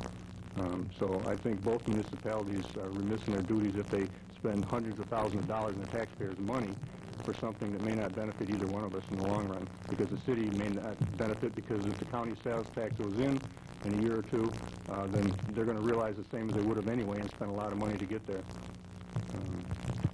So, sure, yeah. And again, I seldom see you frequently not see Howard and I agreeing, but I support wholeheartedly what he just said. There's one concern I had with what you said, though, Howard. As chief fiscal officer, you said you didn't sign the Petersville bill. Right. Now, there are numerous bills that come in, of attorneys and so forth, and when I vote to approve these bills, if a majority of the board says that we spend that money, this is a legitimate bill. Well, I signed a check, Jim. I didn't sign the bill. Yeah, I understand that, but if three of us didn't sign the bill, we'd be in court, because that's a legitimate bill that person is submitted to this township, and I think that's where you and I have a disagreement, because I feel if that's a bill that the majority of this town board has taken on itself, then I feel I'm obliged to sign that, to pay that bill, because I can't let my personal feelings say, well, I'm not going to sign this bill because I don't agree with it. If it's a legitimate bill submitted by a company, I don't think I've got a choice. And I've signed a lot of these, and I've been very, very uncomfortable doing it, but I feel I have to, because I can't tell that company that they're performing a service for the township. And they are performing it for the town, and we as the town board have authorized them to do it, a majority of the town board. And therefore, I guess I wasn't aware that you weren't signing some of these, because I've signed them, and I signed them not because I firmly believe in the position of the submitter of the bill, but I believe that we have an obligation to pay our debts. And that's what I think. And if three people said no, that would be a terrible thing for us to You see where I'm... Oh, I see, yeah, but remember, Jim, I voted against this when it came on the floor, so it was So did I. okay, it was a 3-2 vote. That's So right. there was 3 votes that carried it. There should have been 3 votes to pay the bill, which there was, at least 3 votes, so it's going to get paid. If there's not enough votes to pay the bill, then we've really got a problem, and there's reason to wonder what's going on here, but... You would have a problem legally if you didn't pay it since they had a contract with I it. did pay it. I didn't say I didn't pay it. I signed the check, but I did not sign the bill because I did not favor what we did in spending the money. I didn't either, but I Well, signed it because... I'm being consistent. So am I signed them, if it's a legitimate bill, I sign them, I vote to approve it, because I feel I have no choice. There's been bills I haven't signed, and the biggest reason is I didn't vote for the item that was bought, so I didn't sign it. I voted against it. Yeah, to me, it's hypocritical to sign a bill that you voted against. As long as there's enough votes to carry it and sign it and pay it, then I don't see a problem, you know? I guess I do, and we disagree on that one, but I support you wholeheartedly on, I would think that we should find some other way out of it, but... Well, the numbers are understated because that amount, the pilot plan is on a sliding scale. It's a 50% reduction for 5 years. Then it is 35% for the next 5, and then 20% for the 5 years after that. Also, these figures of the amount of taxes are based on current tax rates, which all you have to do is read the paper to find out that they don't usually go down. And also, it is on the level of development of the mall on the day of which they did the appraisal. And we already have Fulton Savings Bank going to the planning board. The facility will be more. There were other stores that were not completed when this was done. The total assessment when the project is done will also include on the opposite side of the road, because right now you have the entrance coming in, you have the sign. On the other side there is some territory that is just, there's a few trees and some grass over there. Well, there is part of that property on that side of the drive that also belongs to Widewaters. And in their original site plan that they took to the planning board, they did not exactly designate where they would put out parcels, but that was designated as an area for future development. So the total value of that property will go higher. True, but right now, within the month, we've received an assessment or an appraisal that we had done that came in at $10 million, which is what it has been appraised for and what the current assessment is. So, and that's with the stores that are there now. You know, not the bank, but the stores that are there now. We're under construction. Some of them were already moved in. No, what I'm saying is they were not all completed. Fulton Savings Bank isn't even started, and the Right. construction that will be on the other side of the drive hasn't even come to the planning board yet. Mm-hmm. And that will all increase the value of the property. Certainly, it will, yes, but that doesn't negate And the fact. if you check around the Albany area, especially if an area becomes a prime location, what has been a very common thing to do is to take these strip malls and turn them into double-decker malls and put an additional story above them. So that area that we have right now for the PNC and the Kmart could end up having structural changes so it could be built up from them. There are Walmarts and Kmarts in the Albany area that have had that done on top of their building. Well, whatever the future holds, we don't know. I'm only concerned about what's going on right at the moment. Did you have something to say, Jeff? Yeah. This building, the roof, I understand the shingles are coming off. Off which building? This building right here? This building. Oh, I'm not aware of Am I that. right, Barb? Fay Sanford brought it to your attention, some shingles have come off the roof. It's a year and a half old. Didn't we have that problem last year, too? Well, I think we paid a bill right after they were on, $400 and some for repairs. Maybe the roof is 3 years old now. I think it's But it 2. was right after the roof was put on that we paid some repair bills, and I understand there's shingles up. We got on file a copy of the contract, and I think that was A1 Roofing, wasn't it? yeah, We'll contact them about it and see what, we ought to find a copy of our contract, see what the guarantee is. The fiberglass shingles too, right? Yes, they are. They'll blow off forever.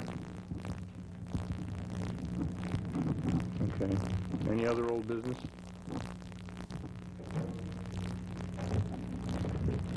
Okay, resolutions and discussion. Next resolution on the agenda is 94-224, contract for diesel fuel. Move that the contract to furnish number 1 diesel special fuel to the Highway Department for the year 1995 be awarded to Babcock Oil Company as per bid quotation on December 6, 1994 at 64.94 cents per gallon delivered. I'll move it. I'll second it. Any discussion, comments from the board? It's the only bid we received, right? That's the only bid we received. Any comments or questions from the public? Barbie, poll the council. Aye. Aye. Aye. Aye. Aye. Resolution 94-225, contract for washed gravel. Move that the bid from Northern Aggregates Incorporated for washed crushed gravel be approved as follows. Gradation 1 and/or gradation 2, 625 FOBs, 675 delivered, and ice control sand per New York State DOT specs, 450 a ton FOB, $5 delivered. I'll move it. Do I hear a second? Discussion or comments from the board? Any questions or comments from the public? Alan? I hate to be an English teacher, but in the last row it says $4.50 per ton. It might clarify things if you said in the next to the last row, $6.25 per ton FOB. Okay, so noted. Thank you.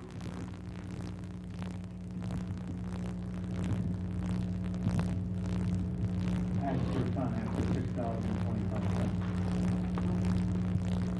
Okay. Any other questions or comments from the public? Barbie, poll the council. Aye. Counselor Ridgway? Aye. Counselor Smart? Aye. Counselor Warner? Aye. Supervisor Rose? Aye. Resolution 94-226, appointments for 1995. Move that the town clerk be authorized to advertise in the official newspaper to fill positions for appointments for the year 1995. All letters of application are to be received in the town clerk's office by 4 p.m. December 23rd, 1994. I'll move it. I'll second. Discussion or comments from the board? Any questions or comments from the public? Barbie, poll the council. Aye. Counselor Ridgway? Aye. Counselor Smart? Aye. Counselor Warner? Aye. Supervisor Rose? Aye. Resolution 94-227, renaming of Shalone Drive. Whereas the recent expansion of Route 481 into 4 lanes of traffic in the area that intersects with Shalone Drive has resulted in a portion of said road to terminate in a dead end. And whereas there already exists a dead end on Shalone Drive, and whereas the situation will most definitely result in confusion in the event of an emergency with the soon-to-be implemented County 911 system, hereby be it resolved that the Town Board of the Town of Volney designates the section of Shalone Drive west of 481 as Shalone Drive West, and the section to the east of 481 as Shalone Drive East. This designation is to be effective immediately, with a letter of notice of said change to be sent to all residents of Shalone Drive, as well as the Fulton Post Office, County of Oswego, and the New York State Department of Transportation. I'll move it. I'll second it. Any discussion or comments from the board? Were any of the residents on Shalone, the 2B Shalone Drive West, contacted to see if they would prefer this name or would rather just have a totally different name for their street? No, they weren't, and the only reason they weren't is I was just called on Monday about this, and they weren't even aware of the situation from the 911 office, and they expressed an urgency in getting something done, and I told them that they were in luck because we were having a meeting this week, and we could probably take care of it. But I told them to send me a letter requesting it, and I just received a letter at 4 o'clock today, so there was really no time to do that.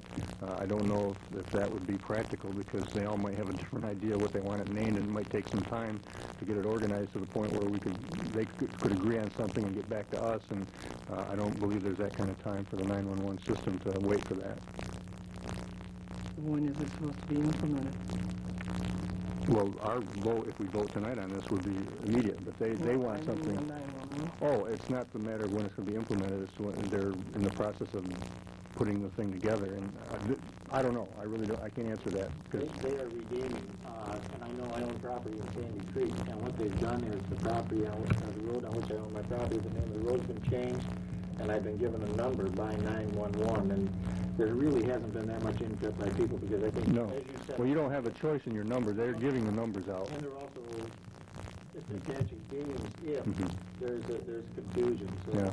they're going to do this, and I think that Well, the numbers are based on the number of feet you are down the road. Right. It's not a choice. It's not a choice by the people, no, because they've already changed the numbers on my road. and the name that they give to the road to the drive, I don't think is a choice either. At least I was not aware of it, and I Was this road already named and they changed it? Oh, They just named oh, it. they named it, And okay. that's what we're doing here, now it's on the other side to a degree. Yeah. The town board would have named it if it didn't have a name. I don't think they did, maybe they did. Well, in any case, they sent, I was never notified as a property owner that my address... Well, I had gotten a call several months ago about a question about a road name, and I called the 911 office, and they said that they only put the name on it when there is one. If there isn't one, they ask the town board to give it a name. So it must be that community was... okay. No, yeah, we're dealing with something a little different here, but they did express to me a sense of urgency in this, and I don't know if that's really the case or not. They have to have it all done before they can implement it. Yes, but I think the Right. case is they have to have their map together also. Before Right. they implement the system, yeah. Right, so there's a lot of footwork that's being done now that has to be done before they can go any further, and this is one of the things they need to address right away, is what they told me. And like I said, I don't know if even the people there could agree on a different name. They probably would want the same name. It makes more sense to just change it to East or West. I know if I wouldn't want my name changed to a different name. I'd rather have it designated East or West if I were going to have it changed at all. And, I mean, we don't know how they feel until we discuss it with them, but I don't know if we really have the time or if it's practical to do that at this point. I think the big thing is if they get notified in writing so that they'll post it somewhere, so in case of an emergency, when it does go into effect, they'll remember there is an east and a west. Yeah, if there's any strong objections to this, I'm sure we can always change it again. I mean, that's possible too. Any other questions or comments from the board? Any questions or comments from the public? Okay, Barbie, poll the council. Aye. Aye. Aye. Aye.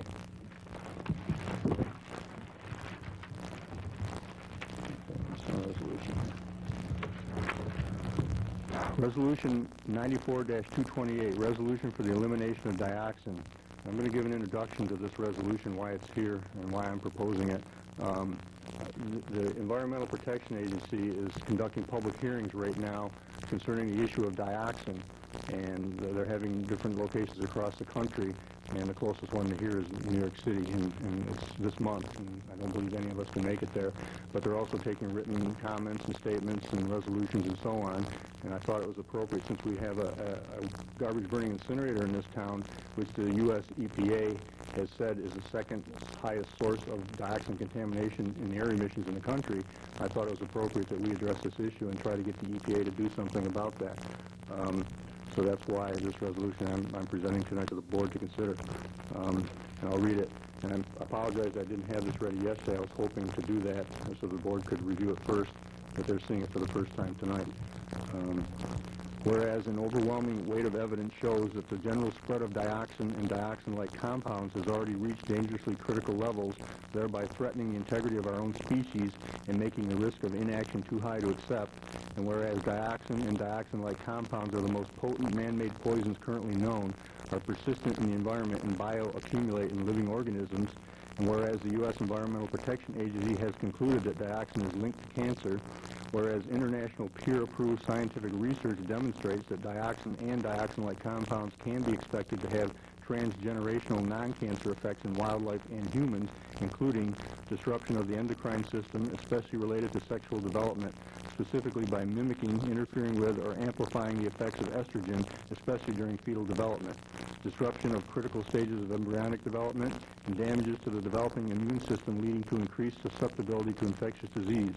And whereas attempts to reduce rather than avoid dioxin formation in industrial processes fails to recognize that there is no threshold or safe level of exposure to dioxin, and whereas such failed regulatory approaches do not address the problem of dioxin, and whereas the EPA has recognized that solid waste incinerators are the #2 source of dioxin emissions, and whereas the County of Oswego owns and operates a solid waste incinerator in the town of Volney, therefore be it resolved that the Volney Town Board call on the U.S. Environmental Protection Agency and other responsible agencies and legislatures to establish a national strategy for zero dioxin.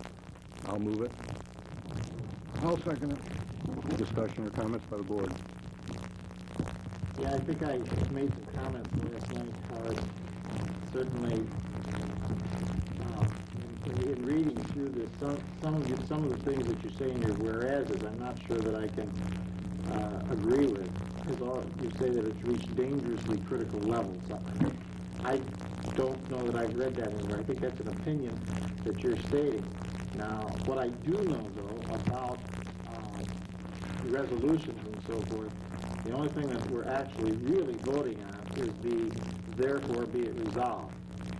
And if that's my understanding, I can support this. If we're actually using this resolution to... Well, by the way, one question I have is, what's the #1 source of dioxin emissions? You said solid waste incinerators are 2, and is the automobile #1? No. No, hazardous waste incinerators are #1. You put here it's #2. No, I said solid waste incinerators are #2. Whereas the EPA has recognized that solid waste incinerators are #2. Right. Hazardous waste incinerators are #1. Hazardous waste are number 1. Right. There are 2 different types of incinerators. There are 2 Now, some would argue that ours is a hazardous waste incinerator because hazardous materials do go into it. It's a mass burn incinerator. They don't source separate anything. And what your resolution is asking is that they seek to find ways to go to a zero dioxin. There are ways of doing it. PVCs are one way. Eliminating them from the waste stream is one way. There's a lot of different ways of establishing that.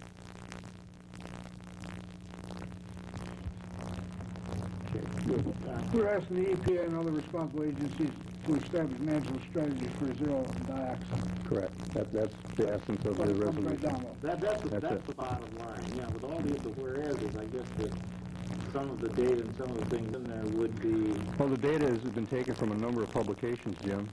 I know if the county wrote this, you would probably support it, but the county didn't write it. They have their own opinion and view of things, and mine is obviously different, and we all know that. And obviously, and I hate to see you putting some of your concerns with... These are not my opinions, Jim. These are taken from documents that are written by scientists. I did not make this up. But there are other points of view. Sure there are. There's always going to be different points of view. There are going to be different points of view on this. Certainly, I believe that the dioxins are hazardous in No. 11. If you believe they're hazardous, then you should support this because... I said I'm going to support Okay. therefore. But you should also realize that the potential... Whereas I question some of your... Okay.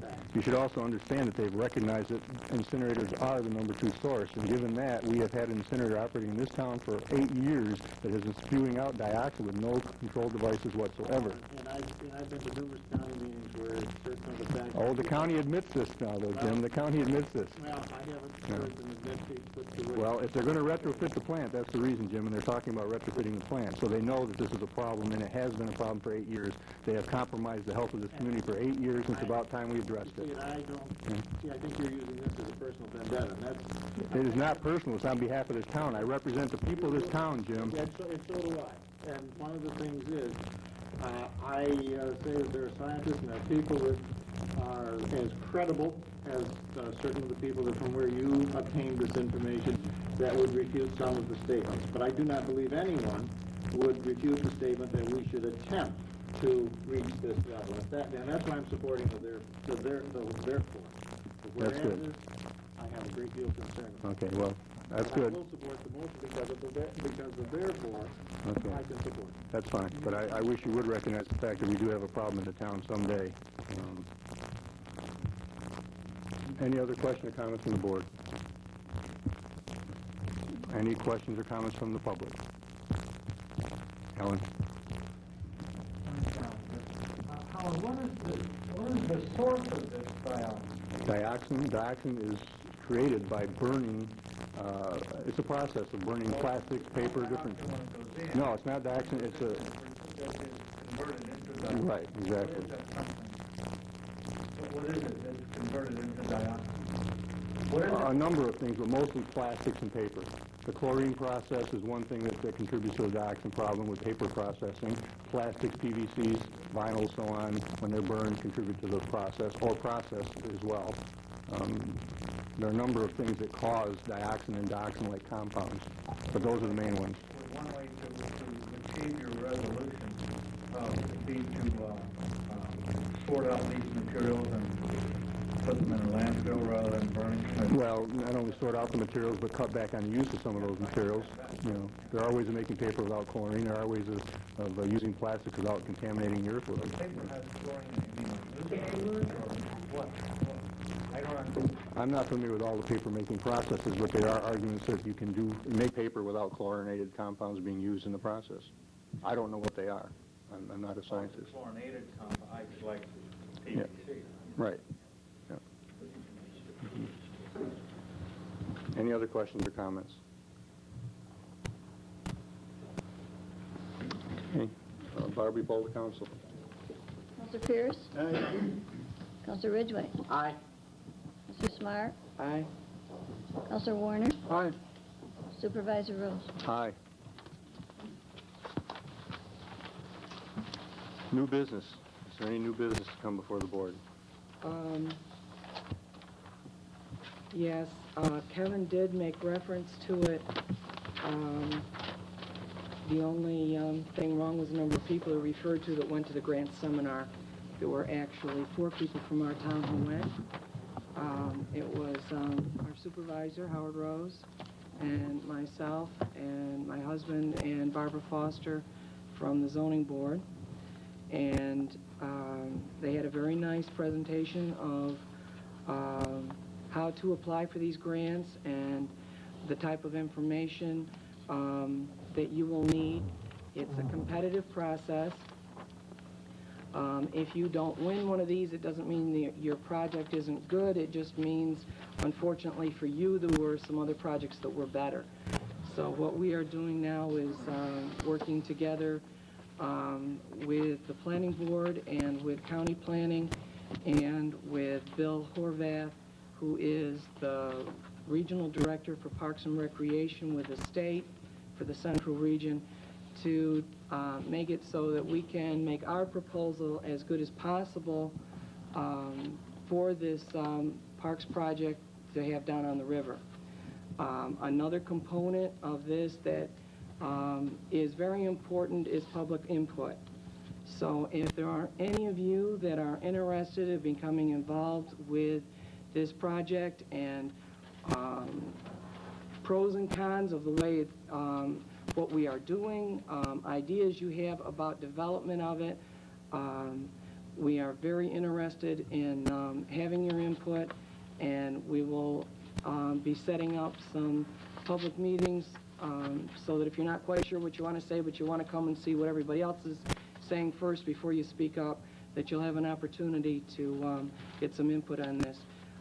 Ed Marks has pointed out that there's already been a couple of studies done of this area by the county and the state, and it is an area that the state and county have identified as being very attractive areas for recreational development. So we're hoping to, this has to be filed by February 24th, so we have to move quite quickly on this. So if you are interested in this, please don't be shy, speak up so you can become part of the process. Thank you, Claudia. Yeah, I would also like to add that I've had some negative comments, so for the public, for the viewing audience, I'd appreciate a call knowing how the public feels on this, because I've been getting some mixed signals, and I think the rest of the board, speaking just for myself as an individual, but I would think the rest of the board would like to hear from the public too on exactly what their feelings are. My personal feelings, I'll hold until such time as the public has a chance to give me their information on this, but I'd like to have the public contact. I think we all do. I think we all do. Yeah. Oh, and one other thing that's really kind of interesting is it's a 50-50 grant, but the way that they figure that on acquisitions is not based on what you're paying, it's based on what it appraises out to. And since the individual we were buying it for was concerned about it becoming a recreational area for the town, his pricing was a little soft. So hopefully it will appraise up higher, and then actually a greater percentage of it will be able to be paid for by the grant if we win, and he'll get a tax deduction because it would be considered a donation then. Right. If somebody donated a $100,000 parcel of property to the town, and we sought $100 in grant money, which would be a matching fund, or I'm sorry, $50,000, let's say, which would be a matching fund, and the property turns out to be worth more than that, then we can include the difference in the value as our matching fund, even though we don't pay anything for it, and get the property at the state's expense, supposedly. Right, so then it would be like our half put in was the donation we received by him selling it to us for less than what it was. Okay, I'd also like to thank Jesse for decorating a tree. I understand you decorated the tree out here. Very nice job. And also Barb for the decorations up here. I believe you did these, right, Barb? Thank you. Do we have any petitions? Any other new business, first of all? That's it. Okay, any petitions tonight? No petitions? Okay, I'm going to open the floor for public comment. Donna? Claudia, I think we were wrong by writing the letter to Mr. Buck. I thought Cindy and Marie were being kind to you. If it was me, I probably would have been the table at you for writing a letter to Mr. Buck. But the other thing, Howard always says to address the board, but I just can't help myself, Howard. This audience has been very, very rude tonight. I came here to listen to this meeting, and all I have heard since some of you people have walked in here at 7 o'clock is your little conversations amongst yourselves. And I just think they deserve our respect, and I came here to listen, you know, and I even when I listened to the meeting on the television through Terry's microphone, that's all I heard. The last couple of months when I haven't been able to make the meetings, you can hear the conversation going on out here. When I come here to listen, I would like to listen, and I think you people need to pay them some respect. That's all. Thank you. Thank you. Colleen?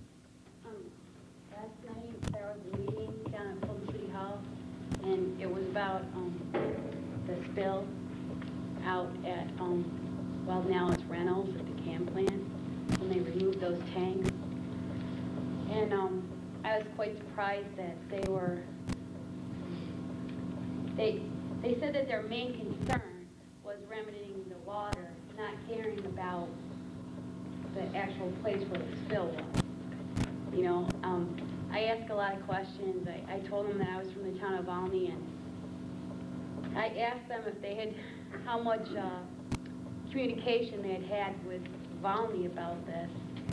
And the man's answer from the DEC was that he had sent you a letter about a week ago, or, you know, called you up. And I told him that I thought that people in Volney were just as concerned about, you know, dangerous things being dumped as the people in Fulton were about their water. And so I finally got my point across that we would like some information. And then he said, well, you know, the information about it might fill a small room. And I said, well, I think there's a happy medium there where maybe we could have some information at the town hall for if people wanted to read it or look at it or whatever to find out more about what they're doing to remedy the situation. And so he said that he was going to be talking to you, Howard. I've only received a letter so far. Well, you know, I said, you know, that we'd want to know because, you know, it is something that's going on in our town. And I got a copy of that remediation thing, and I guess that's what he sent to you. But another man made a comment after he had made this big deal about there was all the information was at the Fulton Public Library. Another man stood up and he said that all the stuff wasn't even there, and that it was in a box shoved underneath something, you know. So I just went because I wanted to know more about it. And, How did you find out about it, in the paper? it was in the newspaper, plus there was an ad on Channel 36 about it. So I don't know, but I just thought I'd let you know that I went, and he's supposed to be contacting you and giving us more information. Good. Because he said that there's a problem behind the car dealership that's being remediated. He said there's a problem on the Taylor Farm, where the Taylor Farm used to be, and there's also a source of contamination. They said that they don't know where it came from. So I just thought I'd let everybody know that I went. Thank you. Alan? My name's Alan Kessler. I live in County Route 45. Kind of along the same lines here.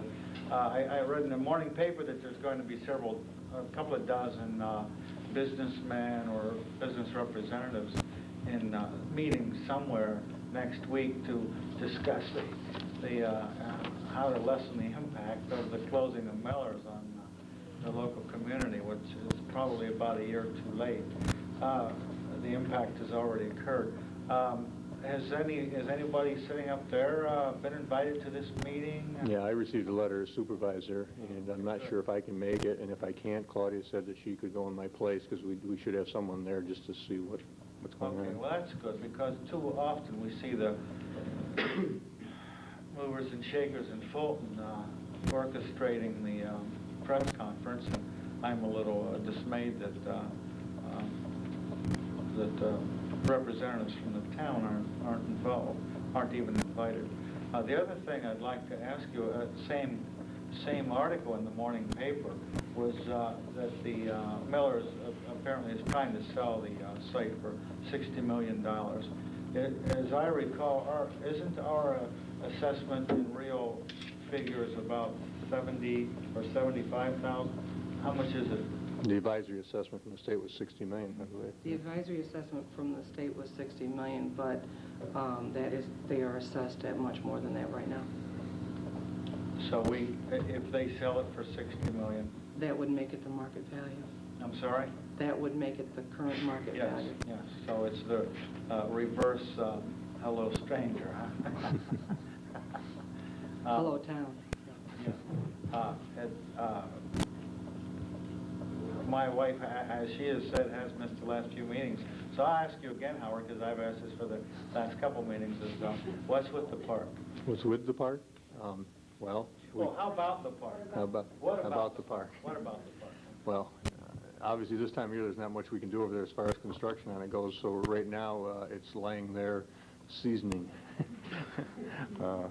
We put all the tile in for the ball fields and so on, the drain tiles, and hopefully in the spring. Unfortunately, we didn't get a chance to do it before the winter came along, although we've had a very nice fall, and probably more could have been done, but we didn't have the resources or, anything to do it with. No, I'm kind of disappointed about that. I was hoping that our highway superintendent could have done that for us. Instead, he chose to do this area over here, which I don't know why that was done, because that wasn't budgeted for. It wasn't authorized by the board, but he chose to do it. So, but once again, he's not here to answer those questions, and I do think that the highway superintendent, as an elected official, should be at all of our meetings. Okay, I've said that before, and I'll say it again. But as far as the park goes, there won't be any more action on it until spring. And hopefully we'll be able to start seeding it and doing the fine-tuning of the fields. We'll definitely have the volleyball court, and the basketball will get done in the spring, I'm sure of. And also an awful lot of fill went in, and so that way if there's settling, it would be done prior to actually the placement of the fields, because we had 100 dump truckloads of fill brought in. There really were a lot of problems with the levelness of the field and with the drainage. So it was quite a project that Randy had, making it so that it's both level and well drained over there. And I also hope to reactivate or rekindle our recreation committee this coming year, at the beginning of the year, so that we can get some volunteer support to carry this through, because as you know, 4 years ago we had a pretty good following, and it kind of dwindled away for lack of action on the park. So hopefully we can revive that in the spring and maybe get this whole thing going again. Okay. Any other questions or comments? Mike? My name is Mike Hammond. I live on Landing Drive in Volney. Howard, I have a letter here from Fred Rayner that I'd like to read. It kind of ties in with what Marie and Cindy and Kevin were talking about earlier. And I have a statement of my own that I'd like to read also. I just got this letter the other day, and it's from Fred Rayner, as you know, was part of the property in the zone change. He starts it, Dear Mr. Hammond, as we discussed previously, a call was made to me the Thursday before zoning was to be reviewed. Someone stating that they were Claudia Smart made a representation that if the zoning on Route 57 was changed from industrial to business, I would be a non-conforming use. Based on our conversation, at Mrs. Smart's request and 2 phone calls and the need for urgency to maintain proper zoning, I faxed a letter to the board stating my concern to be properly zoned for my use. At the time of my phone conversation with Mrs. Smart, I was told that the town of Volney inadvertently had transposed the terminology of industrial and business in their ordinances, and this is where the confusion took place. I have now read the town's regulations and believe this to be untrue. I also believe a zoning change to business is in my best interest. Due to my concern, I have now spoken with the zoning officer of the town, and I was assured that our property is properly zoned. I sincerely apologize if I caused any hardship in this matter, but not being very political, I do not know anyone on the board and took Mrs. Smart's statements as true and reliable. That kind of ties in what they were saying. Now, I just have a statement I'd like to read here. As the board and some of the people in the town of Volney are aware, myself and 2 other property owners were granted a zone change on our properties. This zone change was granted after nearly 8 months of going before the various town and county zoning and planning boards with virtually no opposition. We also presented the town board with a petition favoring the zone change that was signed by over 100 people. At the town board meetings of 10/13/94 and 11/10/94, various people spoke in favor of the zone change, as well as including the heads of the planning and zoning boards, as well as the code enforcement officer. Also, several people in the audience that I didn't even know spoke in favor of the zone change after hearing both sides of the issue.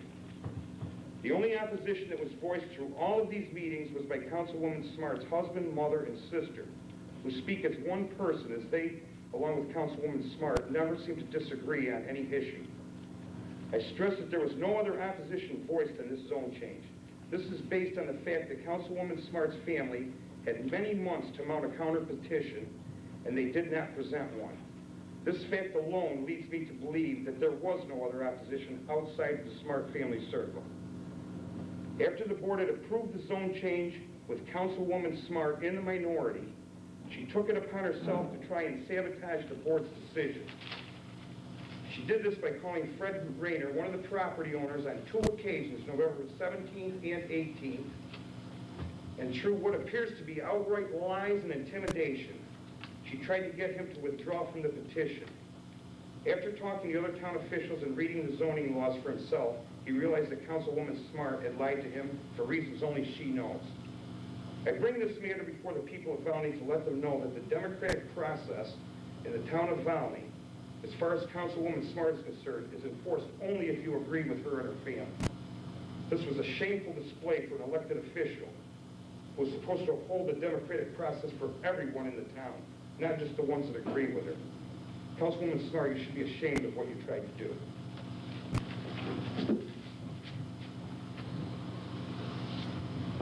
There is a difference between honestly believing what something is and trying to change what the facts are to mislead someone. I have been told by numerous previous building inspectors that Longley's is incorrectly zoned, that they should have been zoned industrial. because of, by the way the zoning is written, that is really where the uses that they have could best be met.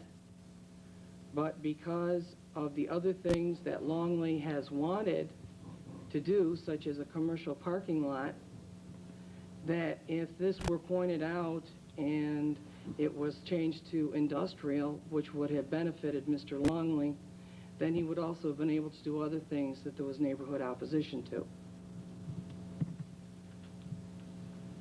I only expressed to him my concern that this might cause him a problem in the future if we have a different code enforcement officer who reads it the same way that the previous code enforcement officers did, and I didn't want him to have a problem.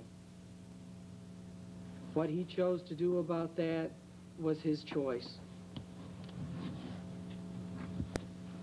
I was not lying. I was giving it exactly. Said you lied. Those were his words. And personally, he said to me, the woman flat out lied.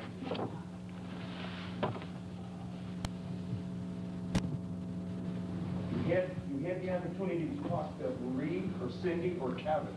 They all read the statute. In fact, Fred Rayner said to me himself, once they read the zoning, I knew it was untrue what she told me. It's not that hard to understand. But yet you didn't ask any of them what their opinions were. You just went to him because you were in the minority, and it was kind of a case of sour grapes. No, it wasn't. Well, my comment on this whole thing is that we have a code enforcement officer that interprets our zoning. The town board does not do that. That is the job of the code enforcement officer. And I don't think any one of us has the right to interpret zoning and go to someone, any constituent, and say, this is what your zoning means, because we don't know. It's up to them to make that, or her to make that decision. That's the fault I find with this. Cindy, you had a comment yourself? That's basically my point. Like it or not, I'm the only person, and my assistant are the only ones who can enforce the zoning in the town of Volney. You can choose to change the zoning as a town board member. You cannot choose to enforce it in any way, shape, or form. Your code enforcement officer has to do that, like it or not. And many times I don't like it, but that's what I have to do. And I wasn't consulted in any way, shape, or form about what you did when you contacted Mr. Rayner or the letter that you wrote to Mr. Buck, and I think your behavior was inappropriate for that reason. I understand you have a right to your opinion, you have a right to be concerned, you have a right to ask questions. If you've done so respectfully and called me and talked to me, maybe we wouldn't have agreed still, but at least we could have discussed it face to face. We didn't do that. And I consulted attorneys who are zoning experts who told me that our zoning as written could be interpreted the way that I interpret it, the way you interpret it. You could argue it until you're blue in the face. But since 3 members of our town board had voted for a zone change, in the attorney's words, so be it. That's the way it is. You decided what the zone is. You can call it anything you want. Now you go on and you take care of business. And that's what we need to do in this town. And I called our town attorney and asked him, because this was originally brought up to me by Mr. Warner, that he thought that it might be a problem, because commercial is not commercial, industrial is not industrial. Those are only labels. It is by the allowed uses that you have in your zoning. You could call a residential neighborhood industrial if you wanted to, Right. and by what you allow in it, that is what is allowed there. Exactly. And I called our attorney, and from when he looked at it, he interpreted it the same way that Mr. Warner was and I was, and he gave some suggestions of things that could be done to help Mr. Hammond instead of a zone change. I still don't understand why you did not And- contact me. That's the biggest problem right there.